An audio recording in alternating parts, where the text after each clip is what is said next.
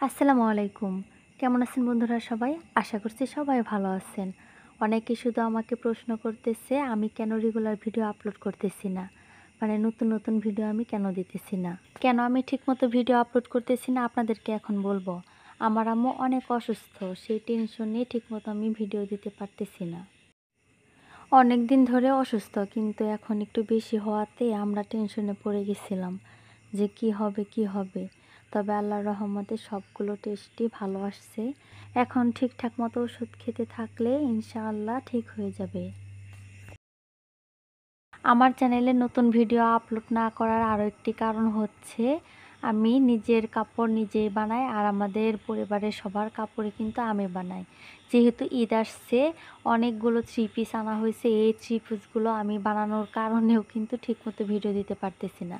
আমার আম্মু অসুস্থতার কারণে আম্মুর থ্রি পিস, আমার থ্রি পিস আর আমার বোনের থ্রি পিস বানানো হয়নি। এই যে দেখেন কতগুলো কেটে রেখে দিচ্ছি, এখন আস্তে আস্তে বানিয়ে নেব।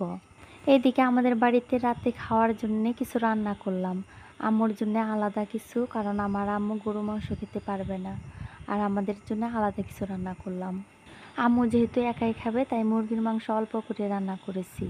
এটা হচ্ছে গরুর বট। এই বট আমি তেলের মধ্যে অনেকক্ষণ ভেজে নিয়েছি, তারপর অল্প পরিমাণ ঝোল দিয়ে আবার আমি ঝোল একটু রেখেছি। এরকমভাবে খেতে আমার অনেক ভালো লাগে।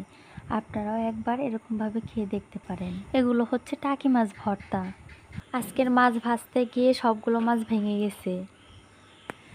যে সমস্যার কারণে আমি ঠিকমতো ভিডিও আপলোড করতে পারিনি সেই সমস্যাগুলো আপনাদের মাঝে শেয়ার করলাম বন্ধুরা।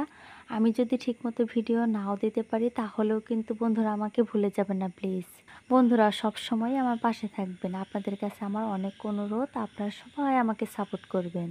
আর যারা আমাকে সবসময় সাপোর্ট করে তাদের প্রতি আমার অনেক কৃতজ্ঞ আর ভালোবাসা রইল। এখন থেকে ঠিকমতো নতুন নতুন ভিডিও আপলোড করার চেষ্টা করব বন্ধুরা। আজকের মতো ভিডিও এ পর্যন্তই, আবারও দেখা হবে নতুন একটি ভিডিওতে। সে পর্যন্ত সবাই ভালো থাকবেন, সুস্থ থাকবেন। আল্লাহ হাফেজ।